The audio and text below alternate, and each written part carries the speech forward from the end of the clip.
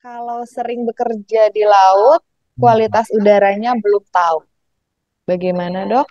Ya, karena kalau di laut tuh pas kita nggak tahu kualitas uapnya di laut. Nah, mohon pencerahannya. Iya, jadi gitu Pak. Kalau di laut yang Bapak merasakan bahwa kualitas udara kurang bagus, banyak uap. Assalamualaikum warahmatullahi wabarakatuh. Salam jumpa lagi dengan Bang Beki Official Bang Beki Channel. Kali ini saya mau melanjutkan video dokumentasi talk show seminar kesehatan yang diselenggarakan oleh Yakes Pertamina. Dan pada video ini melanjutkan sesi question and answer, tanya jawab. Selamat mengikuti. Ini, Dok, ada pertanyaan dari chat, yaitu dari Bapak. Selamat siang, Pak Budi Harjo. Saya bacakan pertanyaannya ya, Pak. Untuk pasien penderita PPOK, upaya-upaya apa saja yang dapat dilakukan untuk mengatasi kondisi udara luar dengan tingkat polusi sangat tinggi? Silakan, Dok.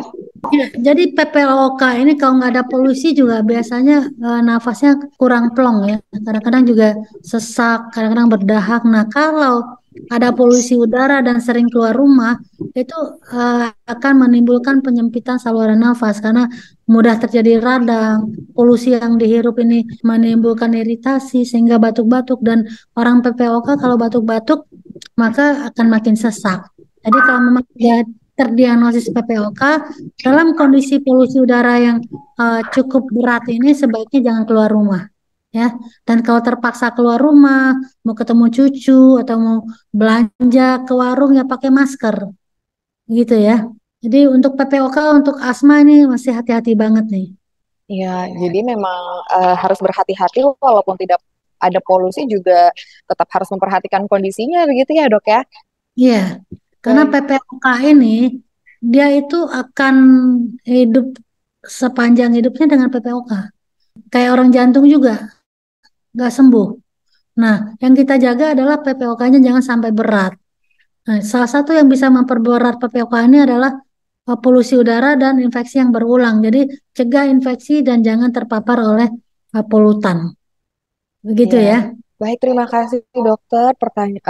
Pertanyaan selanjutnya nih dok dari Ibu Sri Intan Zainal Arifin. Selamat siang Ibu Sri Intan Zainal Arifin. Saya akan bacakan pertanyaannya. Dok, saya kalau malam sering batuk, tetapi kalau siang tidak ada sama sekali. Bagaimana dok? Karena apa? Terima kasih sebelumnya. Silakan dok. Ya, ini karena nggak langsung bertanya, kita nggak bisa tanya jawab ya. Karena kalau orang batuk, terutama di malam hari, biasanya sih mungkin ada gejala asma atau memang penyandang asma atau eh, coba dicek keluarganya, ibu bapak, saudara-saudara, apakah ada juga asma atau tidak ya. Dan bisa diperiksakan juga. Kalau memang asma, biasanya diberikan obat-obat akan batuknya akan hilang. Karena asma itu bukan penyakit yang terus-menerus serangannya, hanya waktu-waktu tertentu saja. Biasanya pada saat infeksi, pada saat polusi, pada saat kecapean. Nah, juga kalau memang karena asma, kita harus mengidentifikasi biasanya pasien yang tahu dia serangan batuk-batuk atau sesak karena apa. Ada yang karena udara dingin, ada juga yang karena debu, ada juga yang karena kelelahan, kecapean, habis berantem misalnya, atau banyak tugas keluar kota, atau anak sekolah yang mau ujian, stres. Nah, ini juga bisa menimbulkan serangan. Dan ada juga yang karena bau-bauan ya.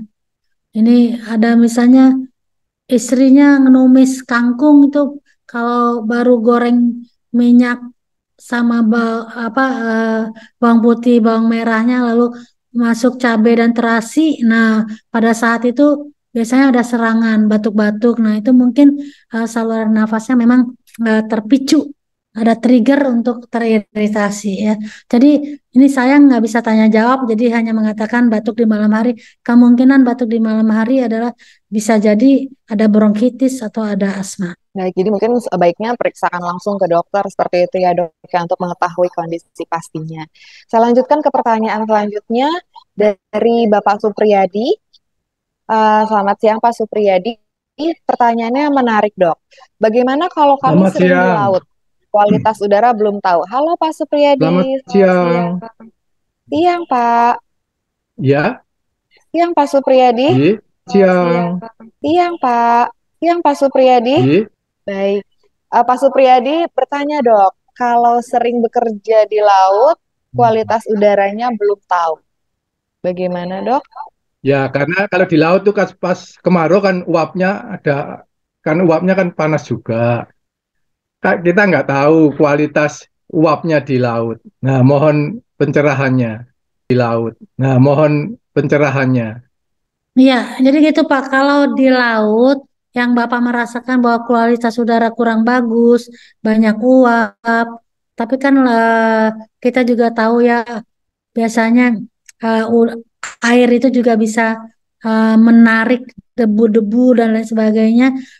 Jadi Bapak pastikan aja untuk diri pribadi Bapak, apakah pada saat Bapak di laut, bekerja di laut itu Bapak merasakan nyeri tenggorok atau pernapasan tidak enak. Kalau baik-baik saja, saya kira nggak masalah. Paling-paling udara yang panas yang biasanya membuat apa namanya saluran nafas menjadi tidak enak. Jadi kalau memang udara panas, banyaklah minum, pakai topi begitu ya. Dan kalau memang ada uap karena sesuatu dan lain hal, ada uap udara yang tidak nyaman ya pakai masker. Tapi kalau Bapak tidak ada keluhan ya nyaman-nyaman saja ya saya kira tidak ada masalah. Tapi tentu saja itu tadi pencegahan kan kita nggak tahu ya situasi di laut. Kalau memang sangat panas cuacanya eh, kemarau itu bisa jadi udara tidak bersih. Ya Bapak persenjatai diri Bapak dengan itu tadi memperbaiki sistem imunnya, meningkatkan sistem imunitas dengan cara yang sudah kita ulang-ulang tadi, makan yang dengan gizi yang seimbang. Kalau perlu ditambahkan dengan vitamin, nanti ditanyain lagi vitamin nggak dapat dari Pertamina ya, sayur-sayuran dan buah-buahan saja diperbanyak begitu ya. Kemudian juga minum yang cukup, jadi jangan sampai kekeringan, apalagi di tengah laut biasanya mudah kehausan ya Pak ya. Jadi Ya, cukup minum banyak cairan yang masuk. Kemudian juga jangan terlalu capek dengan istirahat waktu tidurnya terjaga begitu ya Pak ya. Saya nggak tidak bisa membayangkan kerja di laut itu apakah istirahatnya cukup atau tidak. Tapi mudah-mudahan Bapak bisa menjaga bahwa istirahat Bapak cukup ya. ya. Terima kasih dokter. Terima Terima kasih kasih. Pak.